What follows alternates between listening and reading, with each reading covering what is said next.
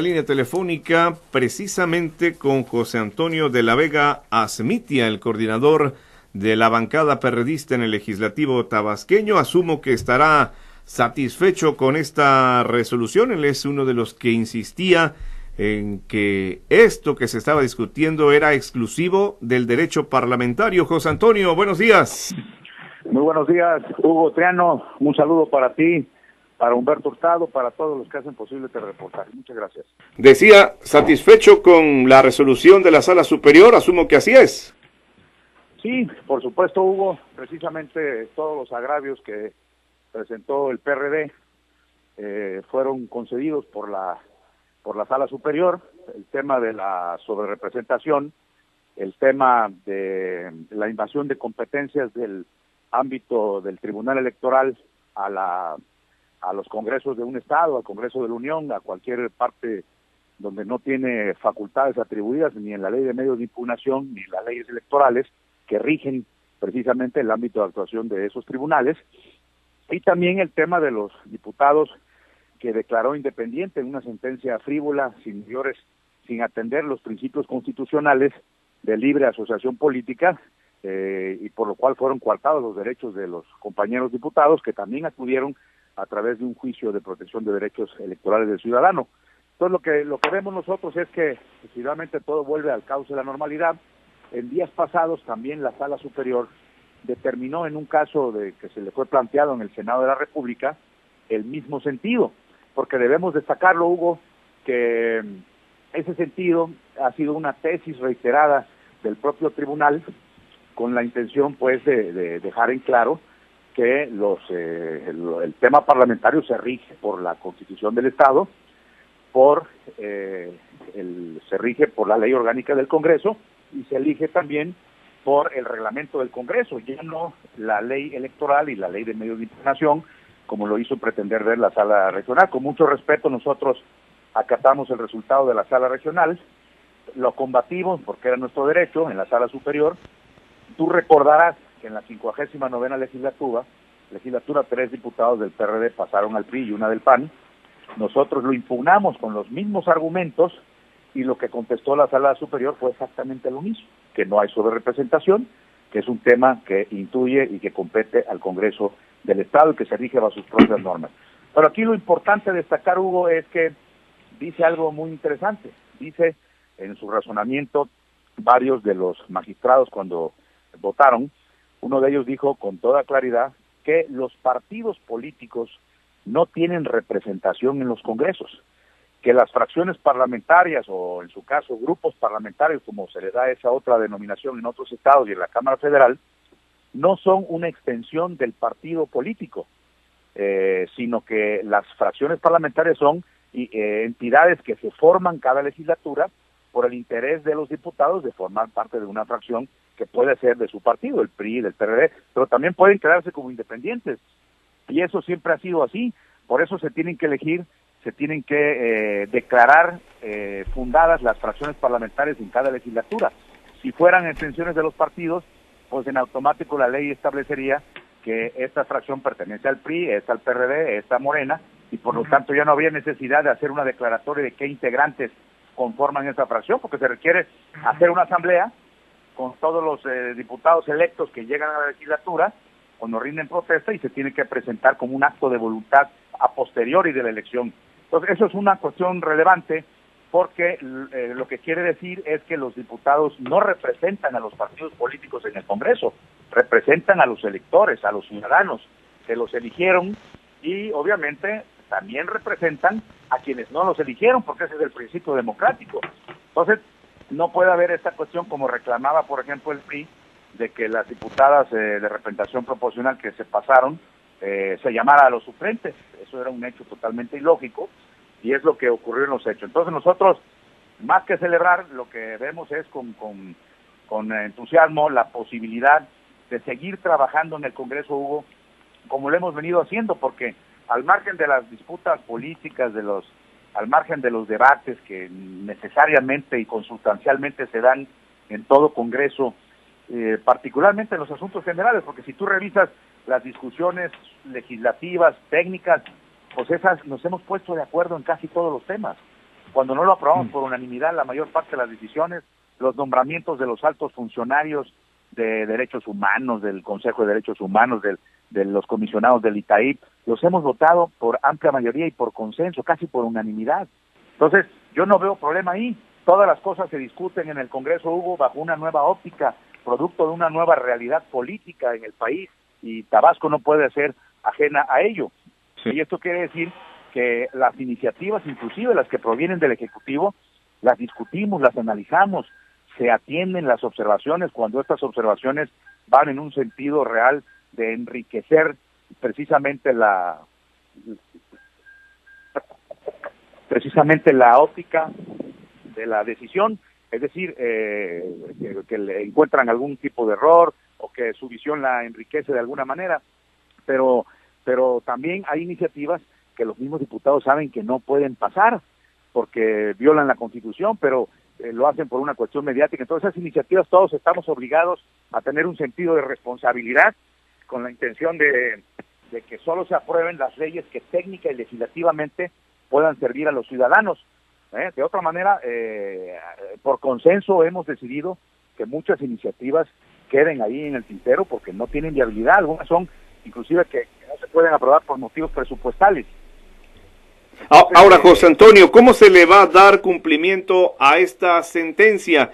¿Tienen que darse un nuevo procedimiento o en automático, vamos a decirlo así, queda nulificado todo lo que sucedió después? La separación de los que eran perredistas y volvieron a ser independientes y que luego se fueron 2 al PBM. ¿Qué pasa ahí? ¿Cómo se cumple la sentencia?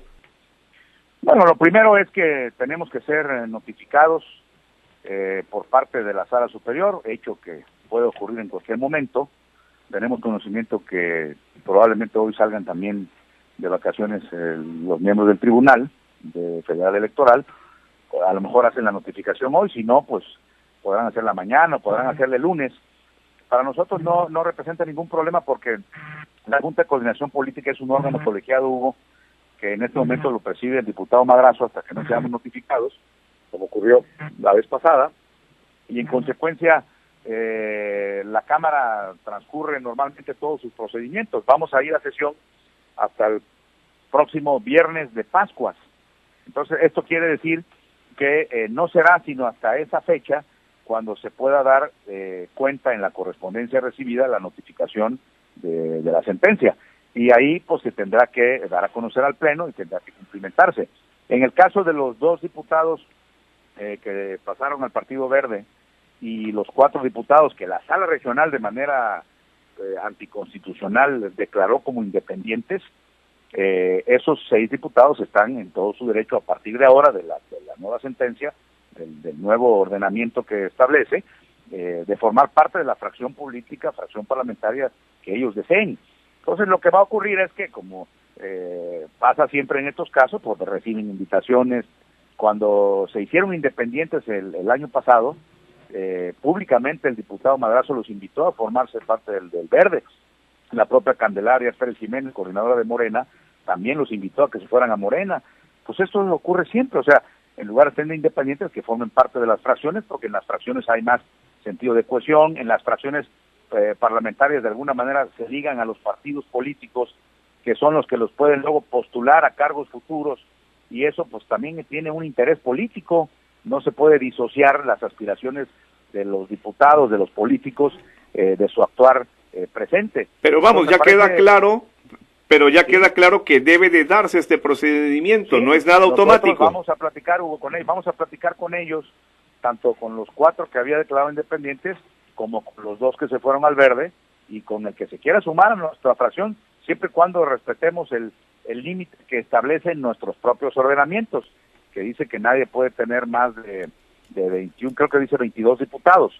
Ese es un límite que establece la Constitución, porque lo que se busca es, como también lo hace en el Congreso Federal, la Constitución General de la República, que ningún partido por sí solo pueda tener las 2/3 partes, para que no pueda reformar por sí solo la Constitución, para que no pueda votar por los altos funcionarios por sí solo, que tenga que haber negociación y acuerdo con más de 1 o 2 fracciones. ¿Y qué pasa si Atila Morales o Patricia Hernández no quieren regresar ya?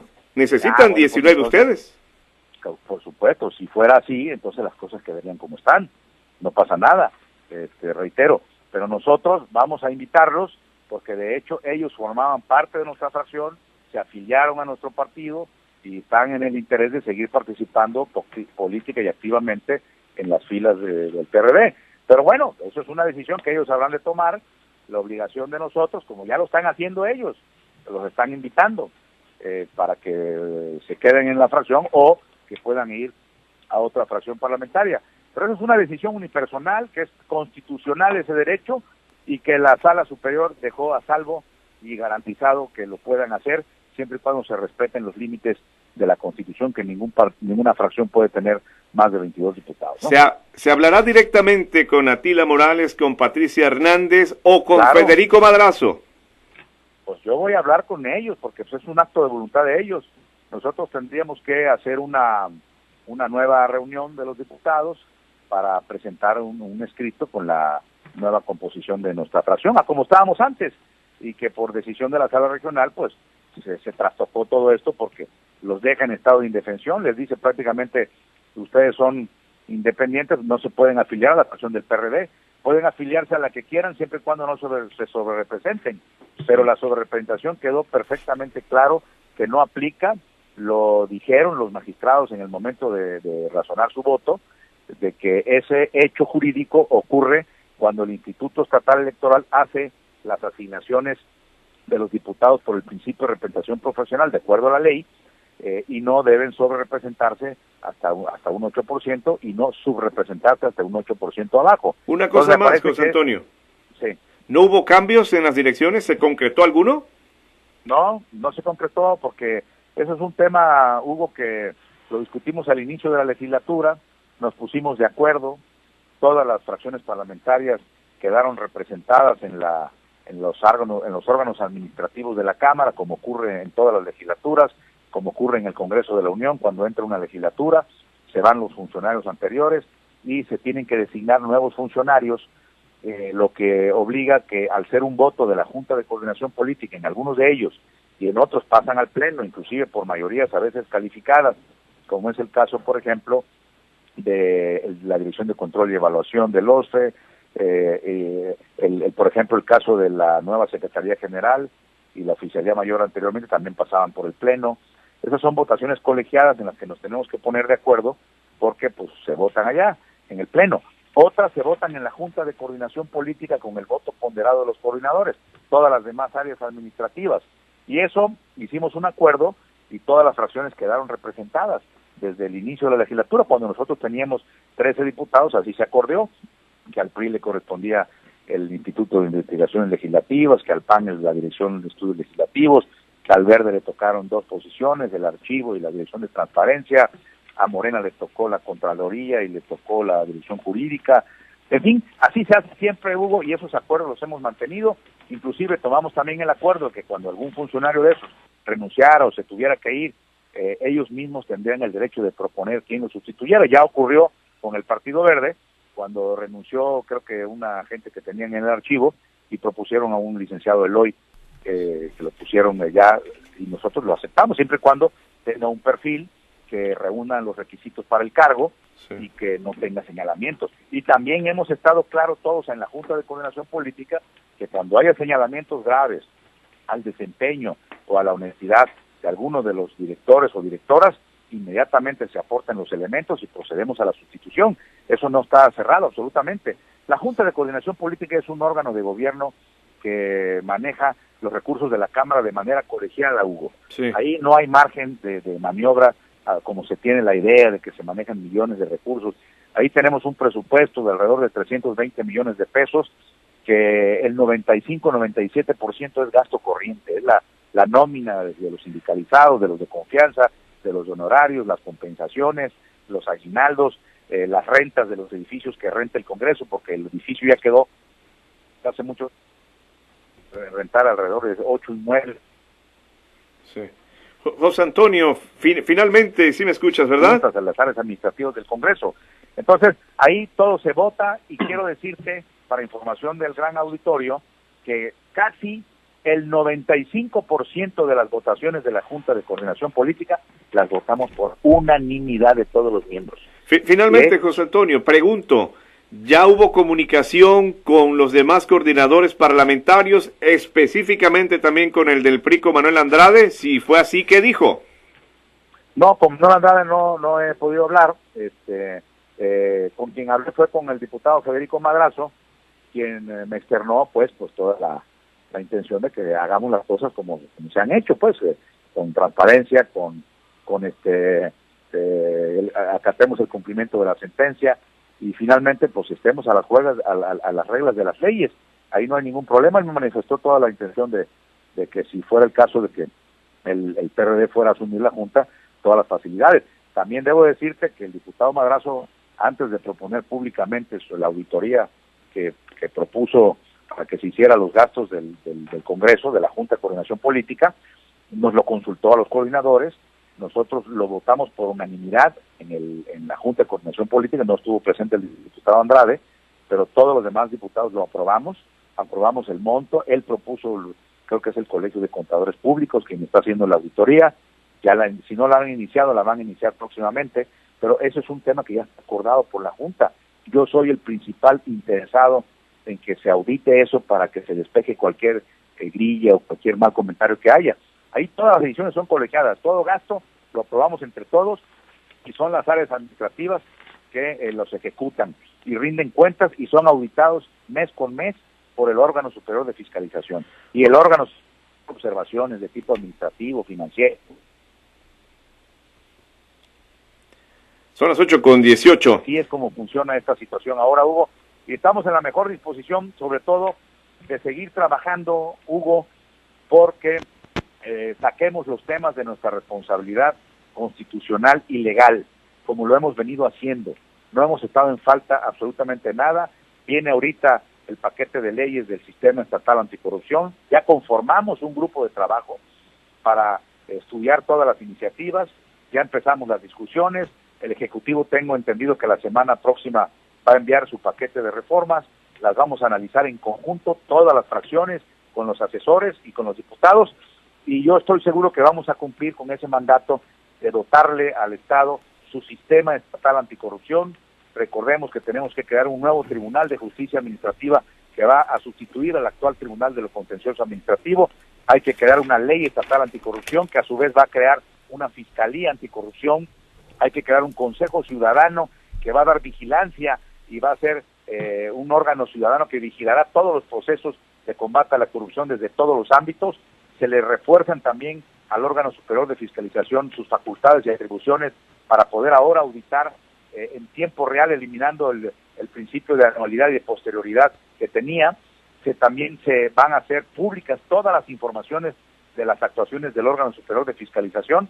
Y en fin, como ves, la declaración 3 de 3, hacer nuestra propia ley de responsabilidades administrativas locales.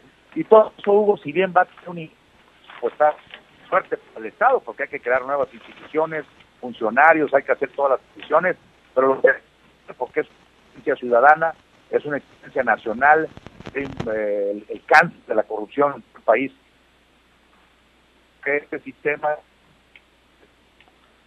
que coordinará todo, va a contribuir a ir generando una cultura de respeto a la legalidad y en contra de la impunidad y la corrupción. Así lo vemos y en ese ánimo tenemos que ir. Antes del 15 de mayo esperemos tener listo el paquete de reformas a estas leyes tan importantes para Tabasco. Ya estaremos platicando de eso, José Antonio. Envío un saludo y gracias por aceptar los minutos.